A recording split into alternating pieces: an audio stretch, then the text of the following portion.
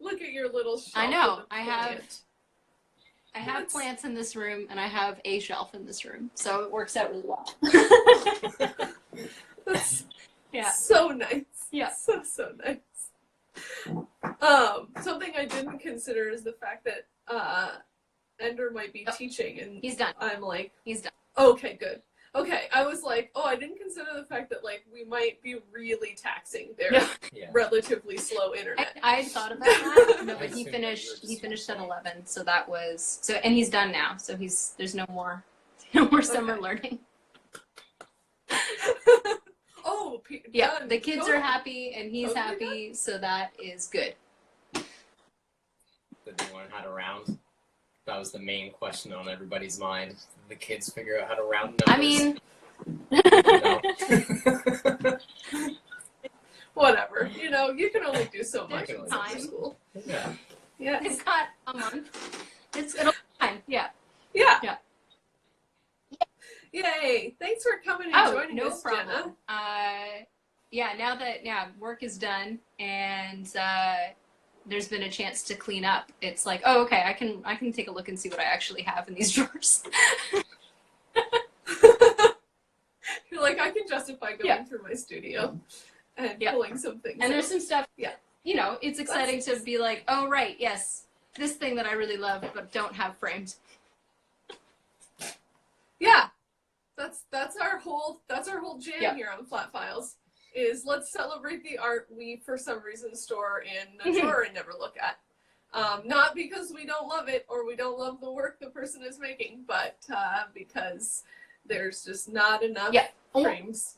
I think the first one that I'll show you is it's a stupid size. It's great.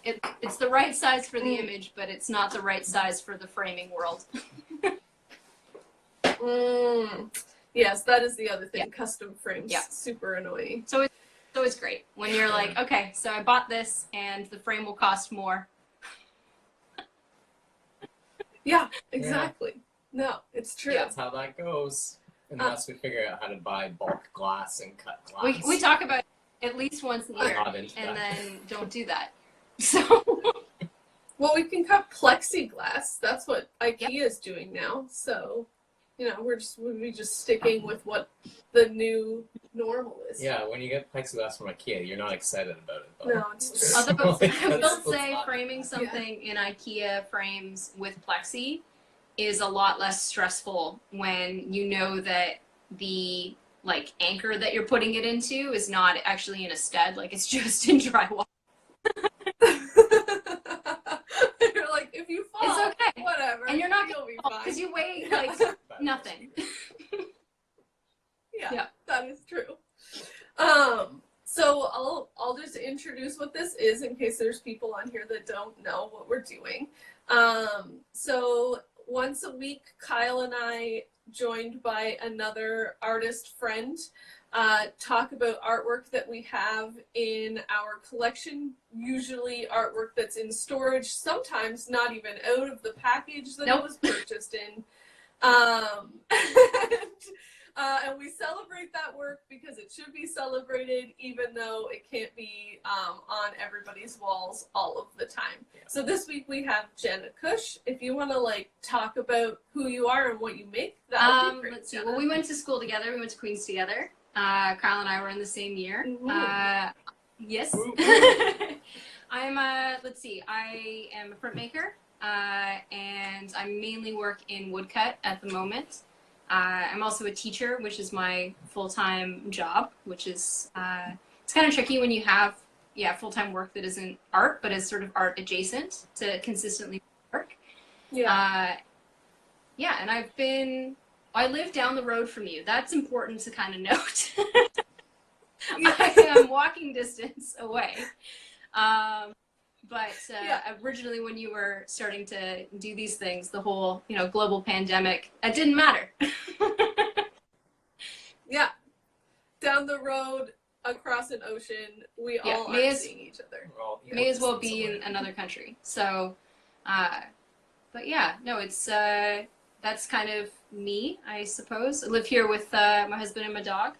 My husband is Alex Robbins. who's also your friend. Yeah. And my dog. And Cora, the Yeah, dog, she might is come also in our because friend. there are people talking, and she might not because she's lazy. So. Yeah, well, I respect both of those choices. Yeah. So yeah, we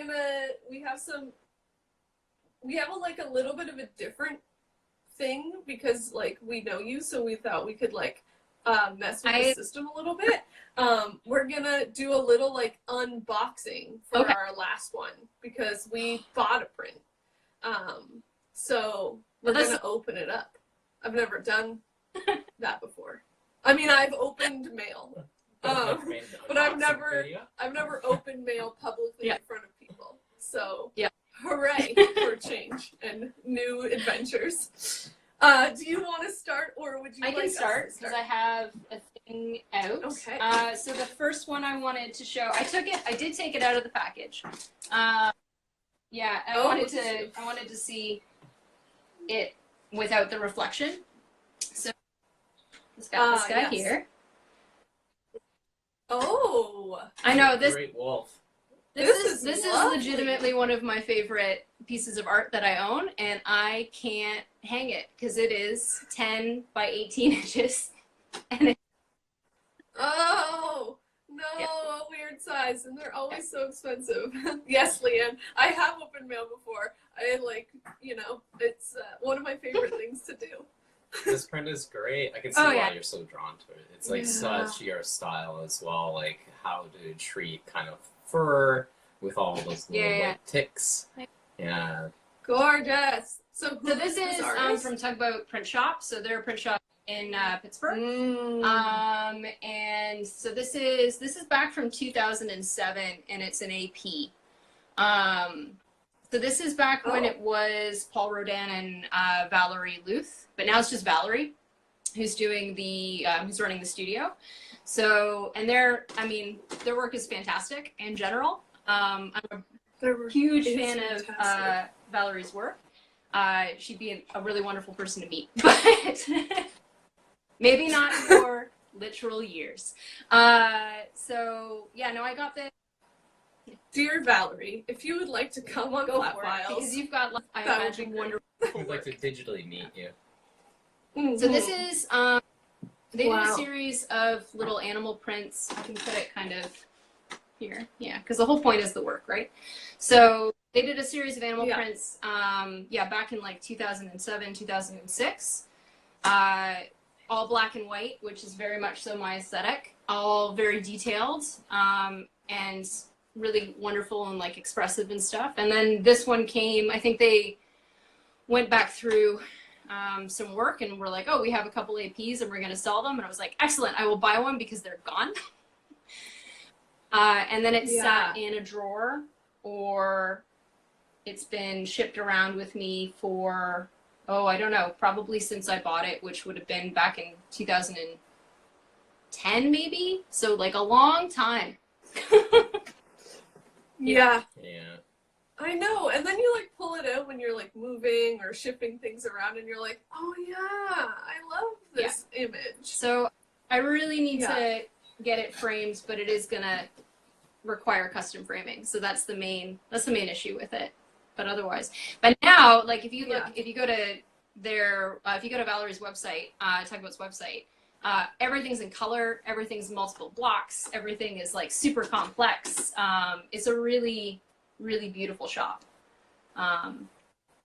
It is, and the process images and the sort of like anticipation that they build with their pieces is so, they're like a print shop inspiration for us. Yeah, you might want to put, that's a good call. I think I mean, look how nice it is just leaning on that shelf. But the problem is that I don't want to leave it. Do you need a frame, or do you just need more shelves? Yeah, that's so good. So that's a goal, is to get that framed maybe soon. Tugboat. Check them out. What's okay. Our first one isn't a print. It's a little stuffy. It's a textile work. It's a little textile work. So this is by Michelle of Kiriki Press. which is like a handmade, sort of like DIY textile shop. I don't know if Michelle sells finished things. She wasn't in the past. I don't know if it's changed now, but because they would be insanely expensive because what she makes takes forever, having made some myself and also watched them being made. But so this little guy was kind of like a trial run of like a larger sized stuffy. And so basically like Michelle's work is creating these little kits that people can purchase. And I know that you know like what her work is. Yeah, that stuffy is great, Freya, you're right. So they're hand screen printed, the patterns, and then usually you would get this little kit and it would come with like all the sort of essence of the image created, but then you would be hand embroidering on the little like details. So like the little face is embroidered, these little eyes are embroidered, and usually like the ones that you would get in the kit, like probably like all of this would be an embroidered pattern. So you're like learning how to embroider because it comes with kind of like a how to do different stitches. And I think maybe even now she's doing like little kits where you're just doing stitch studies. So it's not necessarily about like making a little physical object. It's about like learning different stitching practices. But yeah, and so this was just like an experiment with doing something a bit larger scale. What does that feel like and what does it look like, and something with a bit more of a limited embroidered element. But originally they started because she wanted to make something for was it a niece or a nephew? She became a godmother. Oh, godmother, you're right. And she I think like many of us was broke and in between jobs and thought like, hey, a great gift could be I make art. And so I think that for her goddaughter, she wanted to make something to play with, but buttons and things like that are not great for like a 1-year-old, I think at the time. So she decided embroidery, because a baby can't eat the embroidery. And also it still feels really nice, so there's like a tactile. Tactileness that I think is really important, that I think with like buttons and stuff like that, those are things that bring a tactile thing. And so she really tried to think laterally about what other ways could I bring tactileness to this object, which was embroidery and then fabrics. So like I think that there are 2 different fabrics in this. Yeah, and I think it's like a linen. Like it's really it feels really nice. And the screen printing is like all like I think the screen printing ink that she uses is also like conscious of the fact that like possibly a child might be chewing on it. And usually they're really small, like they're only about like in size. I have one somewhere, I don't know where, but it's in the box still because the packaging is so cute, so I can't bring it myself. I know, the packaging is so nice. Yeah, I made one for our nephew and gave it to Erin, and she sent a little picture of him with it. And she was like also thinking about like, okay, they have little hands, so how can I make like a precious thing for them to love that's like the size of their tiny little baby hands. I just like love that as an idea. It's really great because it's that like crossover of design and fine art, right? Where you're thinking about the impact the materials are going to have, not just on the way that you sort of feel about it, but also about the way that you interact with it, which is really nice. Yeah. Exactly. So that's it's so cute. It's, I mean, it's just like it makes you want to smile. You've got a certain amount of textiles, like print sort of textiles or artist-made textiles, like kicking around your house in the studio that you could make like a toy chest worth of little. Yeah, it'd be the most expensive toys ever. And no. You can look at the toys, but you can't touch the toys. We spend all the time thinking about you, but we also know that you can't handle this. Leanne, did you just write that you made Freya an embroidered doll mobile, because that's Oh, wow. a lot of work. Yeah, that's not just a single one. That's multiple embroidered. I mean, objects. it makes That's sense for intense. Leanne, though. Yeah, it's true. It does. Textiles are her world. Yeah. She gets them.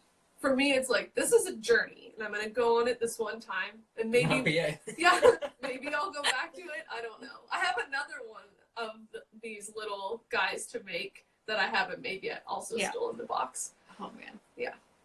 Maybe one day. Maybe one day. All right. All right. Okay. So Another another one that I have. Let's see. Okay, so we'll start with this. So this is a razor. Yeah. Ooh! Also not framed. When did you get this? Yeah. I love this. So this is actually, so this is from JP and Kirsten's Papirmass, which just shut down. We have a Papirmass share as well. It's a bit of a, I guess, eulogy to a really wonderful company. Yeah. Yes. So I guess I can introduce it, because if you're going to do a Papirmass one as well, then you can fill in whatever I miss.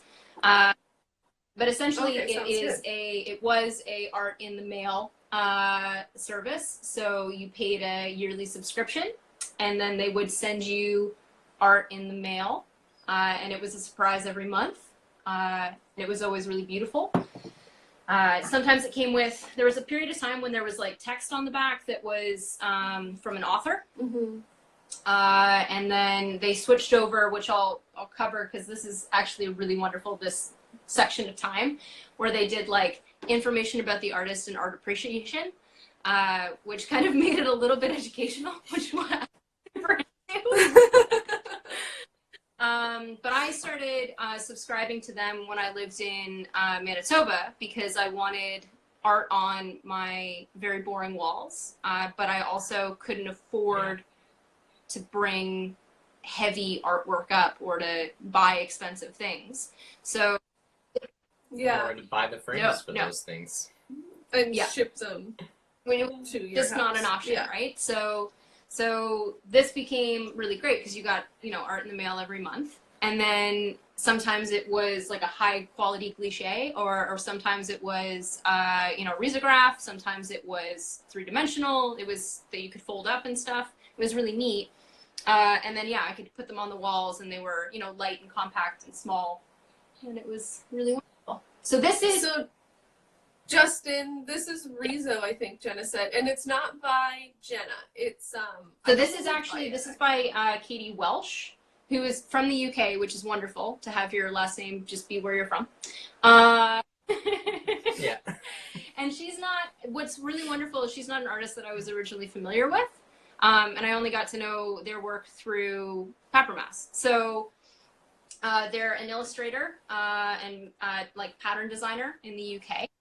And I got this back in 2000 and probably 13. I want to say this is issue 85. But it's really great. Like, the colors are super fantastic. It's so the best good. thing. So No problem. this is done with a process called risograph. And the best way to explain risograph to anybody that is not within the printmaking world is it is a photocopier for screen printing. Yeah. That's the easiest way. So it's just like a better photocopier. It's like complicated and beautiful. And it's like has all these drums of color that you put on, and it makes these little perfect screens. We do have a video of us doing this at our friend Josh's place, which we will eventually turn into something to go on the internet. We just haven't done that yet because turns out video making is time consuming. Laborious. Yeah. Go figure. Yeah. Even just processing these like after the fact to put up on Patreon takes Kyle like at least an hour, if not longer. Takes me about 2 hours, and then it takes about an hour and a half for it to render, and then it takes about 4-ish hours overnight to Yeah, upload the to upload YouTube. part is the thing that you kind of, because you're like, oh, all right, I'm finished. Now I'm going to use rural internet. Yeah. Here we go. Yeah. Yeah. See, Overnight. Oh, that's Yeah, beautiful. I really love it. So it's image. called, the one before is called Wolf, super basic. This one's called Underwater Floral, and it was originally a screen print on textile, which is kind of neat. So it's like, Oh, Oh, cool. it's still within the same family of printing. And then what's wonderful about this is that Kirsten has gone and given you suggestions. I don't know, this is reverse, right? Yeah. So she's gone and Yeah. so what she's kind of given suggestions like display suggestions. Frame and hang this work near some houseplants. Gonna do it. To complement the organic shapes and vibrant composition. And then down at the bottom, there's this little box that says Art Appreciation 101. Take a moment to study this artwork. Get close to stand at it from a distance. Try to sharpen and soften your eyes. Then consider the following questions. So she's essentially guiding you through like how to go to a gallery, but in your house. Oh my gosh. It's really wonderful. This. And it's the same questions that I'll ask students, or the same questions that you kind of ask yourself when you're in art school or when you go and look at art, but like try flipping the image. So, you know, what seems like the right orientation because it's abstract. Yes, this is a constant problem for me. I actually had a gallery hang one of my paintings upside down one time, and during the opening, I flipped it myself. Because I was like, oh no, this is not the right way. So now we draw big giant arrows that say Yeah. up on the back side of Chrissy's painting in Sharpie marker. And it's funny because when you sign them, if you sign it on the front really, really clearly, then you're like, okay, it's pretty obvious. But if you don't, and it's not like a face, it can be difficult to tell. Yes. It's too ambiguous. It ends up horizontal or upside down. But yeah. So But it asks, like, you know, she asks you questions like, you know, where do you see depth? What emotions do you feel? And it's really nice because you're not just getting something and then sort of going, oh, that's pretty, and then not thinking beyond that. It's giving you a chance to sort of think a little bit more about it. And I mean, I just really love the fact that there is, like, the texture in it is just also really great. It's still super flat, but... Yeah. But it's like that depth question is so good, right? Because then you think about the fact that having those parallel lines that are sort of separated is what's creating a depth in the space, and having it like right beside a really dark color like the black that's around those pink circle type shapes also then pushes it back even further because the black is kind of jumping out towards you. Those are great questions. Way to go, Kirsten and JP. It's You're really the best. And wonderful. Best. Okay, so these are our next ones, and they're also from Papirmass. They're all going to be backwards because they're very text heavy. So this one says, we thought these were good because we're still, you know, suffering from this pandemic and being so isolated. This one says, a picnic that lasts forever and friends who never have to go home. So these are done by an artist, Hiller Goodspeed. I really do want to know, is that their actual If last it is, name? they got very lucky in the last name department. Like, how great is that? So these are from 2017. So there's no suggested learning on the back. But again, Riso, just like simple, it's very thin paper. It almost like, it's got that pink. I don't know if you can, you can kind of see if I put my hand behind it. That pink that like reminds me of like an old school the school notebooks that were Yeah. like this big, and they had like name on Yeah, the that really They were like terrible your paper journals. that ultimately is very satisfying. They had that paper that would have the dotted line halfway through the letter spacing, so you'd know how to like draw that A perfectly and the cross that goes across the middle, and uppercase and lowercase. Large childhood writing. And then this is the second one. And it says, hide away, hide forever inside your new safety tube. Both are very COVID Like, appropriate. Yeah, is this So not great. like, this is the art of I right think now. This is what you want. This is my reality. My safety tube is my home, and I mean, you guys came over for a social distance barbecue, but it was terrifying to me, as you know. And I had nightmares about it. How do you balance these two? What I wish, yeah, what I live. balance these two contradictory emotions that are. It's this all day for me. I don't really know that much about Hiller, if I'm being honest. I just know that their work is adorable. It is so simple and satisfying. I wish I had this like clever confidence in making statements that were so true. I am not me. that good with text, though. I'm not clever enough to come up with like statements like this. And these like little like people that are in every image basically have that wooden kid toy, like the little you know? clothes peg shape. Yeah. People. Which I really really like. I also love how just like it's not like pink paper, blue ink, then yellow ink. Like it's not good, you know? Like it's not. It all just sort of looks like it's been in a notebook for a really long time, which is really wonderful. Yeah, it really does.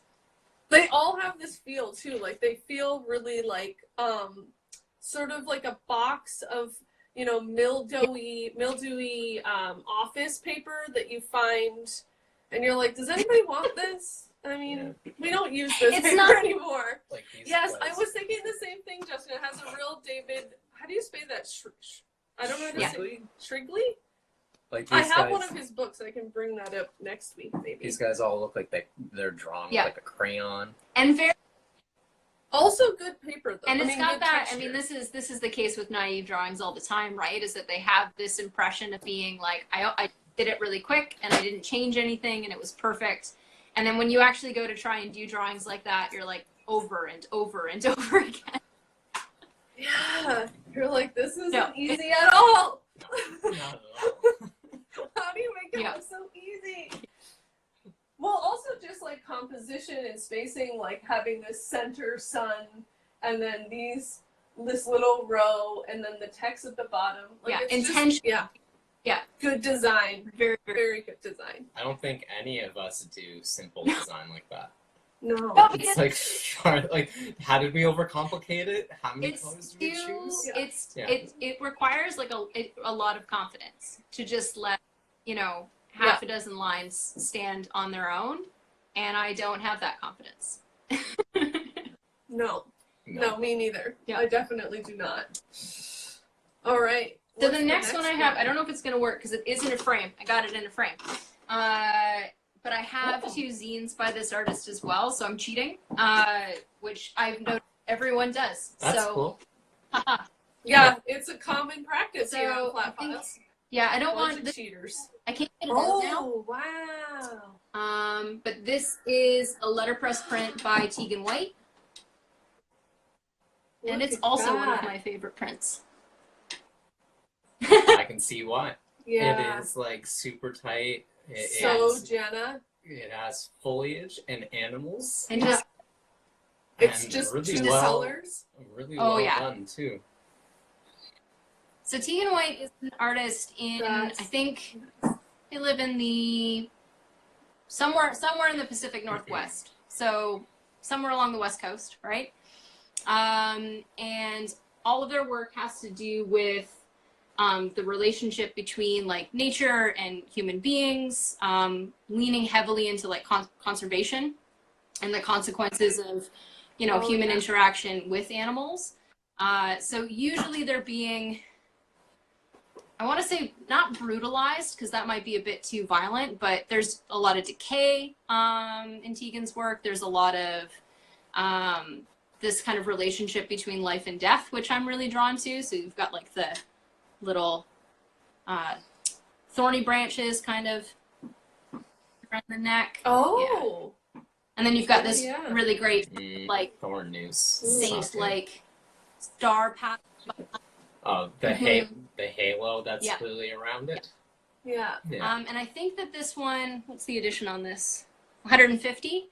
So this was like an illustration because it's they mainly do. Let's see. Like illustration, gouache, watercolor, and this one here I think was commissioned. So this was an illustration that was commissioned by another printing shop to print. Yeah, but it's got a really nice embossment. I was gonna say you can kind of see it a little bit when you tilted it forward a smidge. It's got a nice little impression. Yes. I mean, that's the joy of especially in the halo marks, you can really see that that is pushed into the paper. Ooh, that's great. nice. That is a super nice print. Do you have that up in your house? I just put it up. It's in our bedroom now. Yeah, but I just managed to get it into a frame, and it's in an IKEA frame because it fits. That's how it counts, guys. Yeah. It's tricky when you want to frame more than one. Not sponsored, but we would happily. I would happily be sponsored by IKEA frames. Just in IKEA frames, I would be happy. Just like send us IKEA frames, IKEA. So our last share will be unpackaging. Ooh, do you want me to? Ooh, it's these zines first. And the zines? Yeah. Oh, yes, yeah, because these won't be reflective. Let's do the zines, and then we'll do an unpackaged. So, let's see, we got these. But they will be backwards. Yeah. Oh, these are two more Rizos. As opposed to, like, Teagan's work is, like, high, like, there's a lot of color, it's all paintings, but these are the ones that I like the most, obviously. Yeah, of course. So I'll look at obituary. So this one is actually, you can see the edition on the back side is 200. It's the 5th printing. That one is printed by the company Henry Geffler works for. Yeah. Resolve, yeah. Oh, the Kyle's in a new book by them. I saw that when I was looking through their website, and this one really caught my eye. It has a fantastic color scheme. It is just that simple white, black, and I think it's gold, right? And this one blew me away when I looked at this, and I was like, yep. Oh wow! Yeah. Look at this. Oh, Jenna, this is so you. And it is, it's tricky when you find an artist that you really love because you're like, I just want to copy everything that they do. Yeah. Mm-hmm. Yes. I just found an artist the other day, Hernan Bass. That could be completely not the pronunciation. And that's the feeling I have. Other than all the portrait, there's a lot of figures, but the rest of the work. Oh, wow. It is just a wonderfully designed book. Just great. And this is, it's called Obituary, and it's a zine for animals that I've buried. So they're essentially little eulogies for animals that either they've found and buried or have died in some way and they've had to dispose of. That kind of makes this front image of the dead gold eye even a little bit sadder somehow. And then this one here is You Don't Belong Here. And this one is, I'm trying to remember if this is invasive species or if this is about us being not supposed to be here, you know? Right. Which is a theme that you and I both really love. Is it black ink onto a metallic paper, or is it's that black metallic ink? Black paper and then it's metallic ink. Yeah. Got it. I was trying to figure out if it was reverse printed, and the positive space became negative space. I really I'm a sucker for heavy black images with the whiteness and that role reversal. These ones are gorgeous. Just no, they're really beautiful, nice. and because they're they're zines, they're not expensive. No, but but at this point, like something I really like about Riso is that it kind of bridges that gap between like a photocopied zine and a small printed work, right? Like they can be price pointed really low and like. But they still feel good. They like feel really tactile. No, you can like you can feel it, and you can tell the difference between the paper and the ink for sure. And then even just the difference in the type of ink that's being used. So the metallic feels different than the white. Yeah, it's great. Just really, really beautiful compositions, really beautiful line work, beautiful movement, negative space. The whole thing is just fantastic. Yeah. Yeah, a lot of feeling packed into a tiny little space that you can hold in your hand. Yeah, I think I really like that one. That one, when I first saw it, I was like, I want to make zines and books like this, but I shouldn't just copy it. It's tricky. And I mean, like some of the imagery like is familiar enough to me. Like their little dead eyes. I've gone in and drawn specimens at the Royal Ontario Museum. I've gone into their collection and pulled out, you know, like the bird specimens they have and things like that. And a lot of these little stuffed animals that aren't, you know, taxidermied in a way that are meant to be displayed. They're just supposed to be records. They don't have glass eyes or anything. They just have cotton stuffed into them.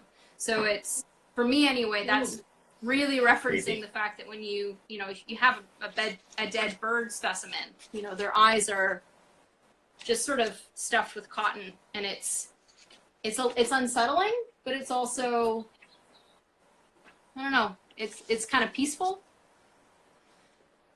Yeah, I don't know. Sure. Yeah. Do you have the woodcut that you did of the bird that you found? You haven't printed it yet, really. Let's see. That's the block. Yeah, that's what Yeah.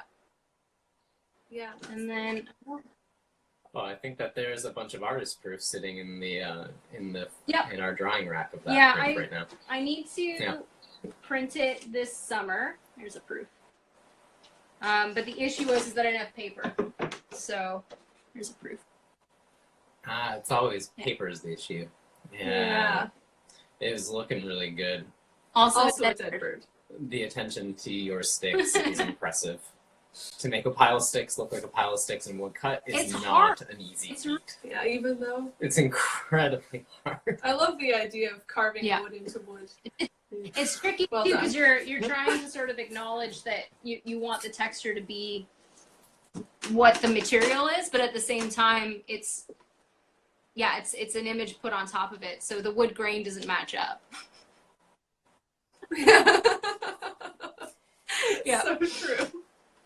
Okay, presents. Okay.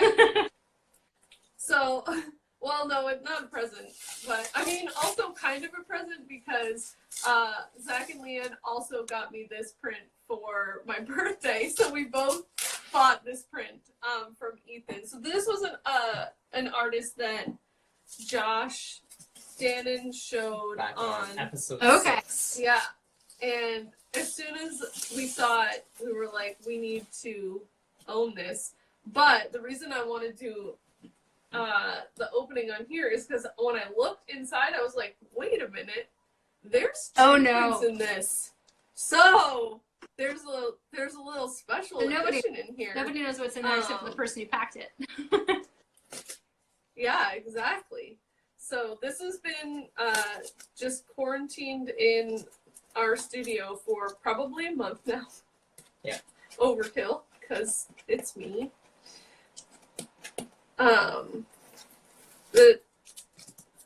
What's the feedback from people that buy prints online? Rolled or flat? I've only ever gotten prints in the mail that have been flat, but I have had to move a lot of rolled pieces of artwork. Yeah, it's like, I think that it's more economical to ship if it is rolled. But I think that it is contend with this situation. Which does not store nicely in a flat file. Gotta be okay, so this is the one that we. Oh yeah. So this one should Love look it so familiar much. from episode 6. Love it so much. Okay, in real life too, it stands up. Yeah. It is pretty gorge. Like the colors, come on. I know, I think this was like when I wrote Ethan, he was like, oh yeah, I only have like some of the duds. And I was like, okay, well that's fine. And so he sent pictures and I was like, yeah, they look great. Sure, that's a dud. Yeah. Okay, you should see mine. They're like, oh, remember when you apparently didn't know how to use color at all? You dummy. It's sort of like how exact and how perfect do you want it to be, right? And most of the time, you know, if you didn't make it yourself, no one's gonna notice. Yeah, exactly. So this looks beautiful. Oh, geez, maybe I can do this. We're just we're solving the curl problem potentially. Okay, so this is the surprise to even me print. Oh, nice. What so does it say? Good. It has sort of like a little pixely man with sunglasses, and then it says what I can assume is so ... and then it has a phone number of 333-3333.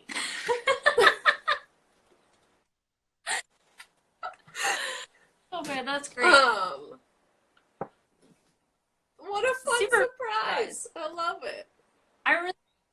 I love just like,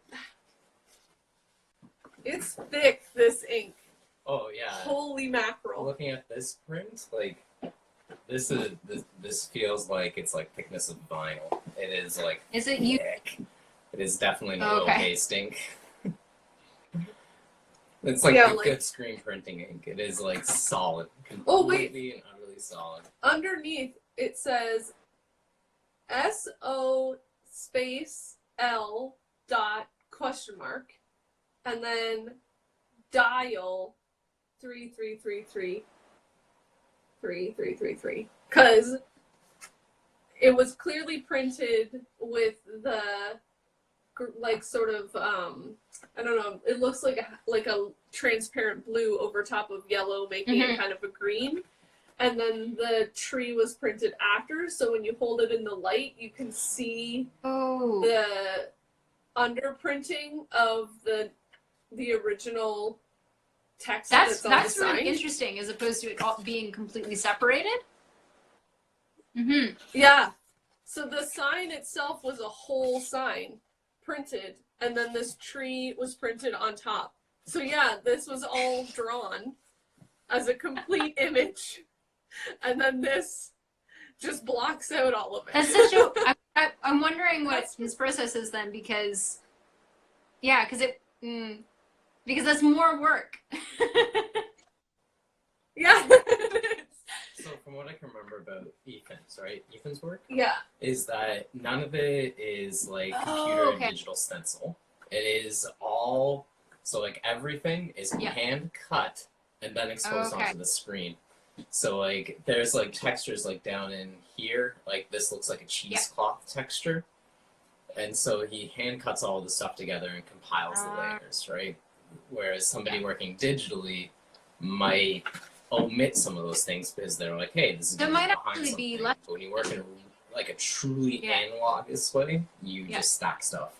It's kind of like with when you're printing with woodcuts or anything where you're having to remove, right? Or kind of build something up.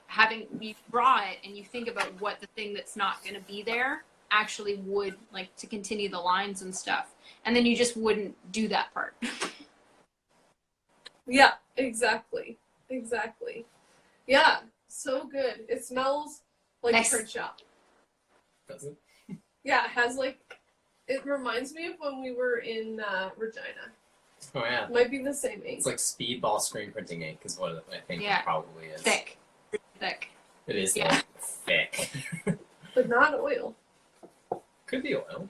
But it won't be speedball. Speedball has oil. Do they? All those inks in Regina, man, they don't dry. Those weren't speedball though. Those were like a different, I forget what brand they were. A brand that I didn't remember because they made me so Some frustrated. of them were Speedball, I remember that. Yeah. But if they all were, that's cool. Yeah, they had. Now Was like, drawing ink, likely. yeah, the textile stuff was intense. But anyway, I really love this. I love this because I would love to try doing something like this, like being a bit more experimental, in playing with like texture and shooting different materials onto the screen. I think that would be really like super fun to do. We had someone here that was working almost exclusively with Ruby Lift for a little while. Yeah. I don't remember who that was. Morgan Weatherspoon says, plastisol, question mark? I Maybe. think it's probably plastisol. Is it awful, Morgan? It is. Would you describe it as like it gets to sticks on everything and somehow turns into a disastrous, unless you use heat. Yeah. Likely. Yeah. It's like water-based screen printing inks aren't necessarily very commonplace. But damn, it looks good. No, I'm excited to see it in person because the thickness of it is probably going to be just very fun. Yeah. Do you remember at Queens there would be just boxes in the screen printing room of the PosiJet like textures and things that were like Otis and Carl's collections of just stuff we might use one day. Yeah. Yeah, I know. I really should I have so many little scrap pieces of those positive films that I could just like create a collection of, random, like a little bucket of random stuff. It's a really weird way to work. It's a way I've never felt comfortable with, which is like, I think about Otis a lot when this kind of work comes along. It's like, he always like used matrices and had this like catchphrasey plate, like a record, where you just kind of like take this one. Oh, what's this do? Oh, I'm gonna take that one, and like I just can't work that way. But I think that for like your work, Chrissy, like you could work that way. You just need to have the collection of materials and marks. Yeah. And then not feel petrified to just do it. Yeah. Yeah. Yeah. The whole Carl Haywood's whole composition lesson being like you take one bean and you put it on the paper, and then you take another bean and you go, oh, now there's a relationship. What happens if we move them far apart? What happens if we move them close? Or maybe we put a third, and they weren't beans, they were pieces of paper. But yeah, pretty close. but it was just, as you introduce things, they now all consider each other. And then you build and you take away and you move until something feels right, and that's composition. Which is, yeah. Oh yeah, I guess Morgan was in your class too. She knows these Carl stories. which was, it definitely messes with your head a little bit, but then you feel it out and you're like, yeah, no, this makes sense. Well, I think it's also just like, I mean, we've been trying to be in the studio more like a job recently. Like you have to do at least a certain number of hours in there, make the time for it, don't make excuses.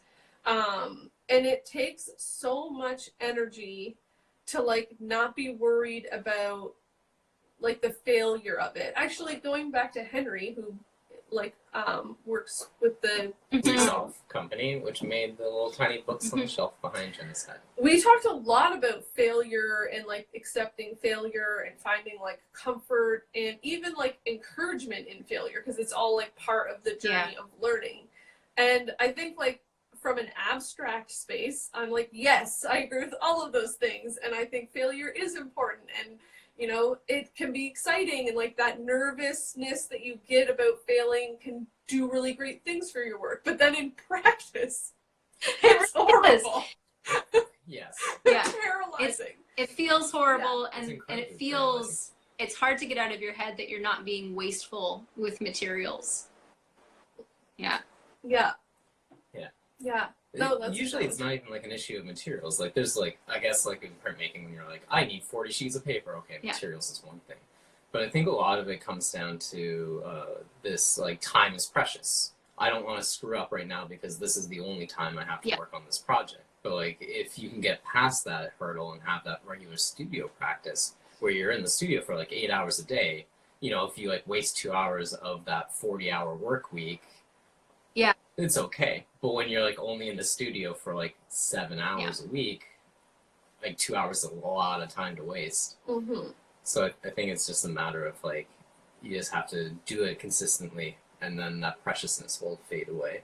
Hopefully. I wasn't fearless as much in school as I am now. I also think scale is a challenge for me.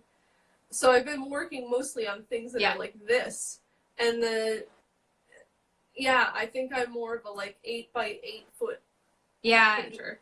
Yeah, because as soon as you totally, it's strange too, because when you're working small, everything is really precise, but when you're working large, you can do these like big gestural, Yeah, I feel like moving my whole self is apparently more important for my practice than I knew. I've been sitting here doing this for hours. It is quite surprising how much your work, the size of the scale of it shrinks when you're not in school. Like we were all making fairly large pieces, like either with Kyle, with you doing like large paintings or like really big photographs.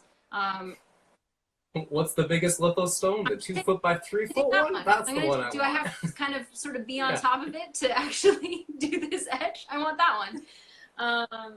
And then Chrissy, your paintings are all huge.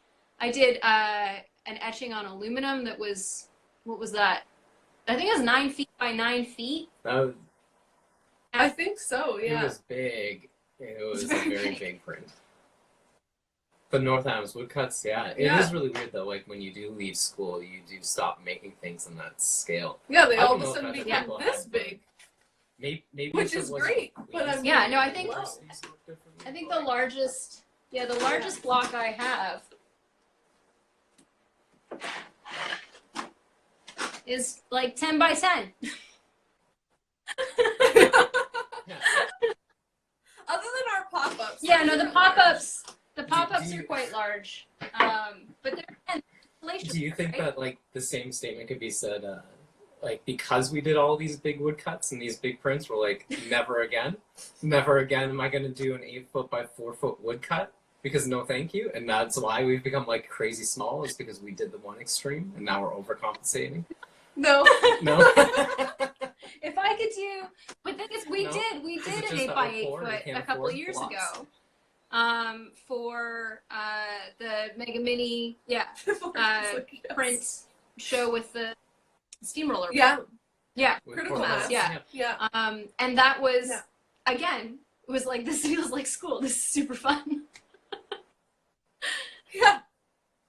I have a great picture of us finishing that in the middle of the night with like lamps outside and just bugs everywhere. Yeah. And that was, horrible. I mean, when I think about the North Adams prints that we did, Kyle, you did a reduction because you're crazy. I won't do that again because I've learned my lesson. In 3 days to do a 4 foot by 8 foot reduction with 3 colors is stupid. Yeah. A reduction, for those that don't know, is when you have a block of wood and you carve part of it out and then you print that layer. And then you take the exact same block and you carve more of it out and you print that layer. And then you keep doing that, slowly reducing the amount of wood you have until your final image. It also means that you can never replicate it again because you don't have any of the original matrices except You've for got the to get final it right one. the first time. Yeah. It is, you can't hesitate when you have 3 days. You're welcome. Yeah, I cheated a little bit for that. I mean, I was experimenting with an alternative process for my North Adams. Makes me think and I should bring out those woodcuts for the next slot files. We could. I coated mine in silkscreen emulsion over and over and over again to make a thick layer of emulsion. And then I put the wood block with the emulsion into the exposure unit and exposed a stencil onto it and then washed it away and then hardened the emulsion outside in the sun so that I didn't actually, I basically made a really rudimentary polymer. Yeah, you did do a reduction, you did an additive print. Yeah, I did. And they were pretty great. I did carve a little bit, like you still did a fairly complex technical process. Like that's not, I don't think that's Yeah. I just think Not it's at all not, wasteful. you know, it's not a woodcut anymore. It's a different thing. No, There's nothing wrong. exactly. Yeah. It's not a woodcut. at all. I still have those prints. I mean, they're all wrapped up in tubes in a corner. Yeah, mine too. They sit above our darkroom. I pulled them out once last year, I think, maybe, when I was cleaning. Thanks. Look, I got called clever. Thanks, man.